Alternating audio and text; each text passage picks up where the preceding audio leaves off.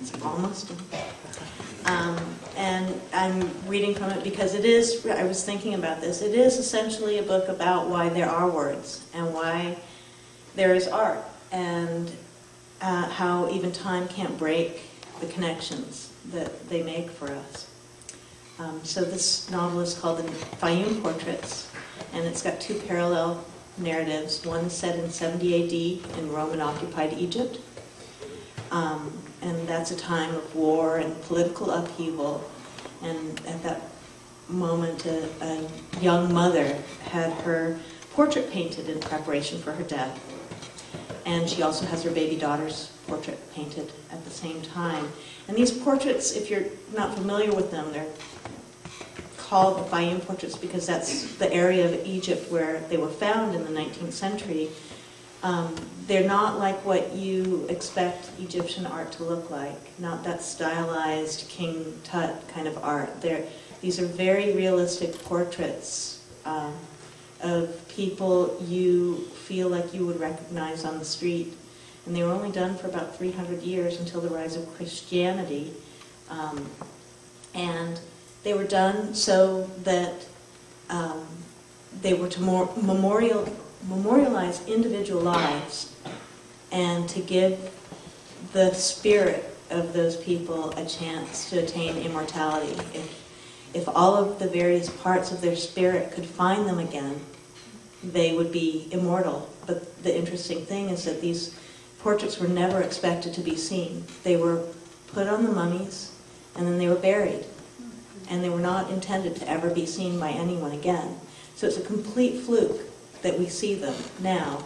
And in fact, they're the oldest examples of ancient portraiture that we have extant. In any case, the second narrative of this novel that I'm writing is about a San Francisco librarian who had a critical moment in her life. She's a single mother and of a teenage daughter. She sees some of these portraits, the portrait of the young mother and her baby in a book, and decides to go to Egypt to really see them, to see them in person for herself. And she goes during the summer of 2004, which is also a summer of a time of war and political upheaval for this country and for the Middle East. So the scene I'm going to read, Eve, the librarian, has just arrived in Cairo at 3 o'clock in the morning. And because her hotel isn't going to open for several hours, her tourist escort has basically left her at this historic souk, the Khan al-Khalili, to wait for hours until her hotel will open. And she has gotten lost in the labyrinth of this enormous historic bazaar. Al-Hussein is the mosque, the very famous mosque that's right next to the Khan al-Khalili. And Ahmad is the name of the tourist escort who picked her up at the airport. And Yael is Eve's friend and co-worker in San Francisco, and Phoebe is Eve's teenage daughter. She lurches down the narrow alley, yanking her suitcase forward, trying to seem as though she's not hurrying through the dark, not afraid, heading for the lights of what she hopes is the square. Next to Al-Hussein's high, crenulated wall, a merchant has stacked cages of restless, live animals in the dark, their tails brushing the wire bars, their eyes glowing as they hiss and turn.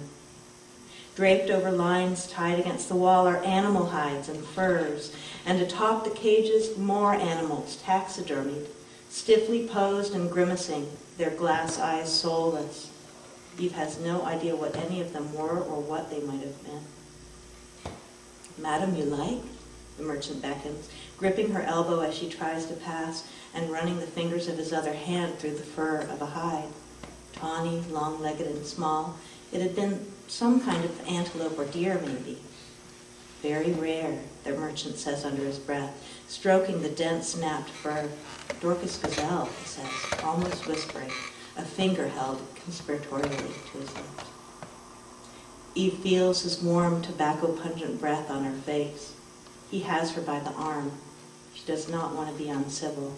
She does not want to seem a dismissive American. She does not feel she can pull away. His fingers are curled around her elbow, inching up her arm. He is standing too close, leaning into her. You will not find this anywhere. And this one, he says, running his fingers over the white spots striping either side of the spine, this one is especially rare. Maybe a week, maybe 2 weeks old. I give you very good price. He breathes into her face, pulling her elbow toward himself, pressing the tip of her elbow into his taut belly. Eve shakes her head, tugging her arm free, afraid to try out the Arabic for no thank you, afraid to be rude, to be laughed at, afraid to look at her watch again to see how much longer she will be stuck here in this Egypt she didn't expect, that she had not prepared for. She yanks her suitcase forward. How much you want to pay? The merchant hisses after her. At the closest cafe across from Al Hussein, she maneuvers her suitcase around several parties of men smoking water pipes and sits down at a table in the glaring light of the kitchen. She unpeels her carry-ons and dumps them onto the chair next to her. A waiter appears as she is feeling in her purse for her wallet, realizing she'd paid no attention to Ahmad's patient explanation of the monetary system. Why did she read poetry and Lawrence Durrell for 17 hours on the plane? Why didn't she study the guidebooks? Asya Tishrabi Shisha? The waiter asks. Eve can't understand anything he is saying. Shukran, she answers hesitantly, nodding her head. Shainana? Awa? He asks. Seeing her blank look, he says, tea? Yes, shukran, she answers. Sukr masboot? Eve smiles wanly and shrugs. I'm sorry, she says. The waiter nods and leaves. She summons the bravado to look around, first at the relatively empty plaza, a balloon man standing on the bottom step of the mosque's entrance. No children crowded around him now, just standing alone, waiting, twisting balloons into a shape. The men at the tables near her own meet her eyes, but quickly look away, rejoining their attention to their own lingering parties. She can smell now the sickeningly sweet odor of their water pipes, the smoke drifting thick around her. She can't get up and move. It would be too obvious, a cultural snub. They'd poisoned her first. A round of radiation in combination with chemotherapy, or the chemo might not have worked. She couldn't eat. Everything tasted like aluminum foil, her mouth like it was coated in ash. Yael came over with her hair clippers and a bag from a beauty supply store and shaved her head. You have choices, the counselors had said, their tone emphatic with the illusion of personal empowerment they'd been taught to impart to the panicked patients they counseled, as if either of the choices were desirable. You can watch it fall out, clumps on your pillow every morning, or you can simply cut it off. Eve wanted it over as fast as possible. Yael's eyes had pooled, but she didn't flinch, her eyes steady on the clipper. Phoebe was sobbing.